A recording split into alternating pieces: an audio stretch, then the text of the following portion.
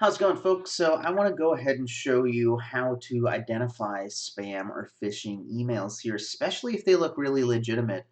This one looks legitimate, and so that's why I wanted to make a video today and show you what are the features that we can look for. So first of all, get an email that the vProVent site, which does use WordPress, has a vulnerability, and it's recommending that we apply a patch. And it's coming from delivermail-wordpress.org, and it looks like a WordPress email, from the WordPress security team, right? So this is actually not real. And there's a couple of features, specific details that tell us this is not real. So the first thing we want to look at here is that it's coming from delivermail-wordpress.org. It's not coming from a subdomain of WordPress. It's an entirely different domain. If it was like delivermail.wordpress.org, that means it is coming from WordPress here. So first thing I did is I went to go check this and see if this is legitimate. And it's going to show up on my other screen here.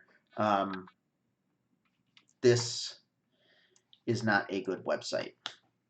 I use AVG antivirus, and you can see that it's actually got a script in here, which is bad. So right away, this tells me no bueno.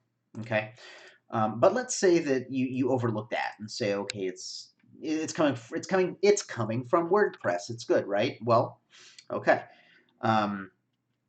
The other thing is this download plugin. Now, if you look at the URL here, I'm going to go right-click and copy this, throw it in a notepad. It's actually a bit.ly link. So anything official from WordPress would never be using a bit.ly link. And then the other thing that's funky about this, too, is if you look at the unsubscribe, it's also a bit.ly link. It's actually a bit.ly link pointing to the same page, just with the URL fragment of unsubscribe here. So red flag number 2, not legitimate.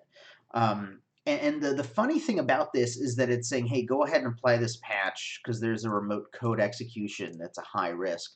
I'm not going to do it. And it's also saying, hey, download a plugin, activate it on your site, right? I bet that this plugin literally does exactly what it's risking us against here. So the last thing, if you're ever curious about this too, is you can always look at the original HTML of the email, and again, look for more red flags and things that show this isn't legitimate. So first of all, we've already noticed that this is not legitimate. Okay, even though it says it's coming from WordPress, this is not a WordPress domain. Second major red flag is that it's a bit.ly link. That you would never use a bit.ly link for anything official, especially like a security issue here. But if we go look at the original message here, so we go ahead and show the original here, we can see that we have the 3 standards of email authentication: SPF, DKIM, and DMARC. And this is a perfect example of why Google made these changes here, because this is not correctly configured. You can see that SPF, if we search for it, it has a soft fail. And if we look through the rest of this, it's failing. It's not good.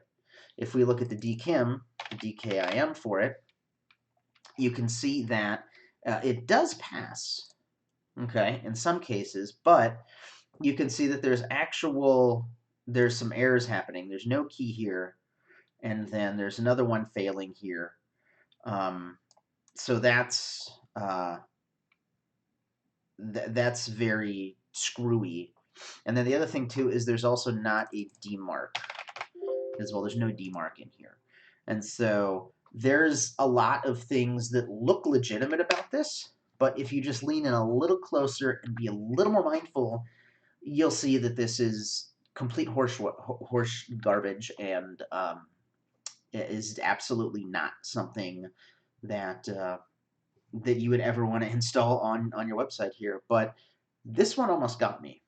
And I do this stuff for a living, so I can only imagine how effective this might be for somebody who's not necessarily as technical, or somebody who just doesn't pay attention, which is really bad. You need to pay attention, especially with these kinds of highly emotional sounding messages here. The entire point of all these scams, by the way, is to get you into a heightened emotional state so you behave in a way that you would normally not behave. In this case, hastily downloading a plugin and activating it to apply this patch.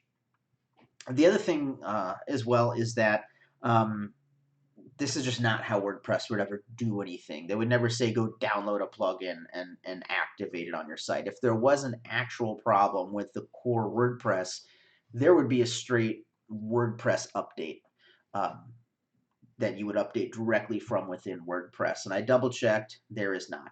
So this is complete trash, but it almost got me. It came in over the weekend, and I'm like, oh, I'm going to look at this a little closer.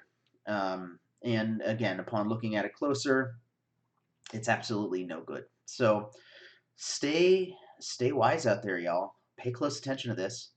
And if there's something that looks like a fish and smells like a fish, it's probably a fish. So be really careful. And of course, reach out to the community as well. You know, if you're unsure about something, ask a trusted friend or, you know, somebody who runs up your IT or these kinds of things. Because acting hastily in this case can be a huge problem, especially when it comes to website technology. So that's it. Let me know if you have any questions. I hope this helped you. And if you're going to do anything, you might as well be pro.